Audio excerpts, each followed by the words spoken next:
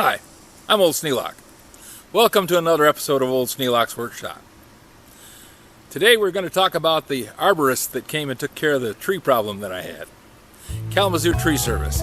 Great group of guys.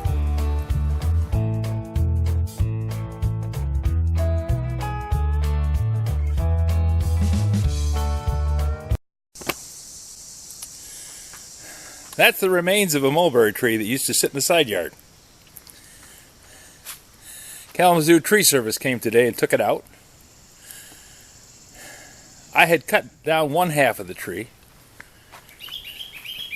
You can see that this side of the tree is a live stump, and that side over there was a cut off dead piece. I was able to cut the one side off and drop it over in Linda's yard without too much trouble, but this one overhung the garage. And because it overhung the garage, I didn't want to cut it down and risk dropping it on the garage, because that would be a bad day. It was as tall as that maple tree there. It's about 40 feet tall and fairly good size. They had a crew of 3. Jim was the tree climber and topper, and then Kurt was working on the ground.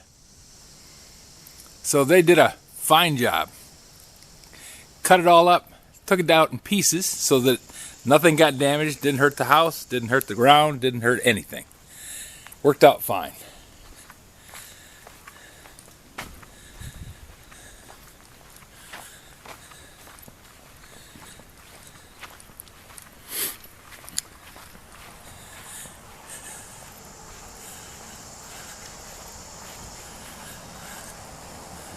There used to be a giant maple tree that stood there. Filled that whole area. Problem was, it had been dying for a number of years. It was bad when we first moved in. It had a section at the edge of the stump that was dead.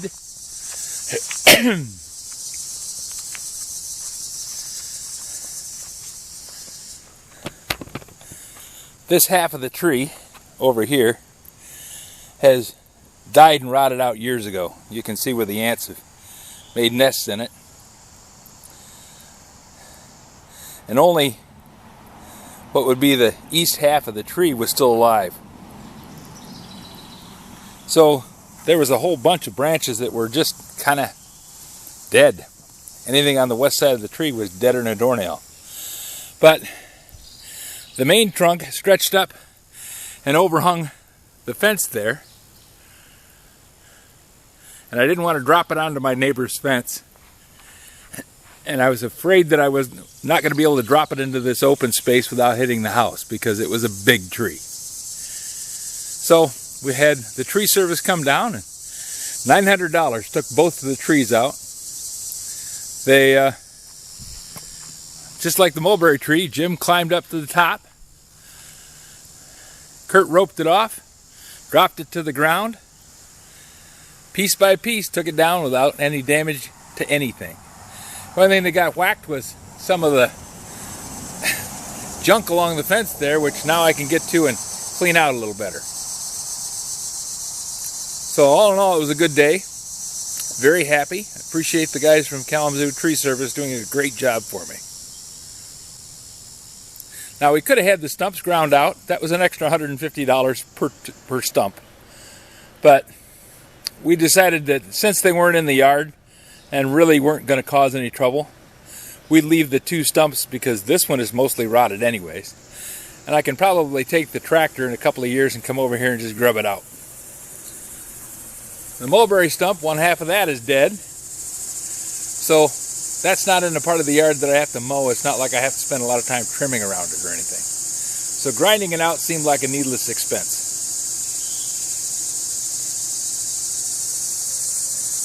I would like to thin out some of these maple trees in the backyard. These big silver maples, they pretty much shadow the yard out. You can see that there's a large spot of ground that's pretty much no grass on it.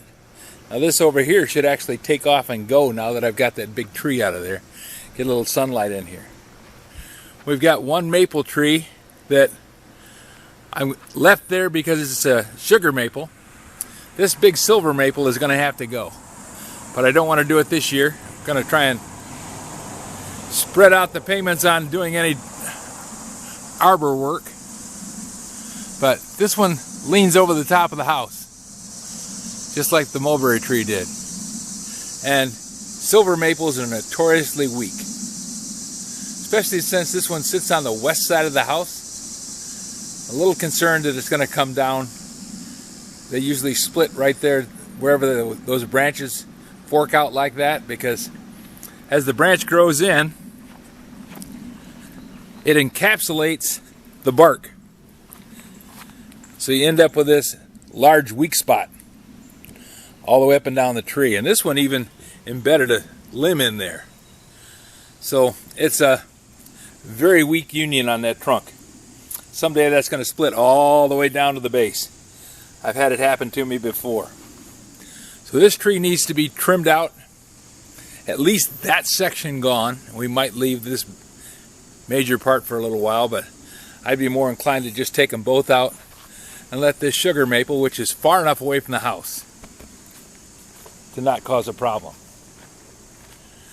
Sugar maples are stronger, and also you have to think about how big a sugar maple gets. That big tree over there across the yard, that's a sugar maple too.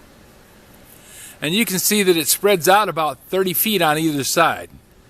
Now that tree's about maybe 60 years old. By the time it gets to the size of the silver maples, which they're huge, they cover a good spread of 80 feet to maybe even 100 feet, then that tree overhangs the house too far. It was planted too close. If you're going to plant a silver or a sugar maple, you want to have it a good 50 feet away from your house. You don't want to have branches and crap falling off of it onto the roof. Now when we talk about planting trees too close to the house, those 3 pine trees in the front yard,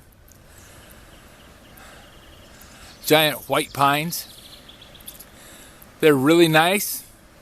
They're stately trees, but they were planted too close together, so they impede on each other's roots, and they tend to strangle each other. One root grows over the top of the other one and pinches it off. So it's a weak situation for those trees. If I cut back the 2 closest to the house, that would be the best that I could hope for, because there's no way to move them. They're just too tall to transplant. But we're going to leave them go. Keep the insurance up on the house and try and make sure that it lands on a part of the house that we're not in when it does finally come down.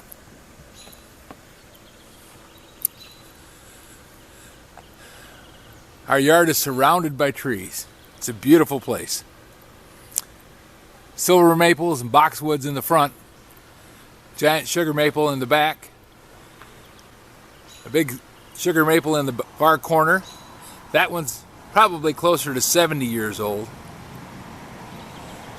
This silver maple, that silver maple, I think those were part of the fence row from the old farm that used to sit here.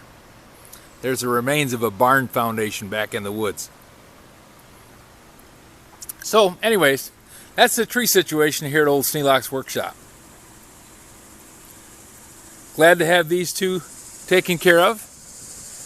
I was not looking forward to doing that. I was willing to do it, but I was not looking forward to taking those down.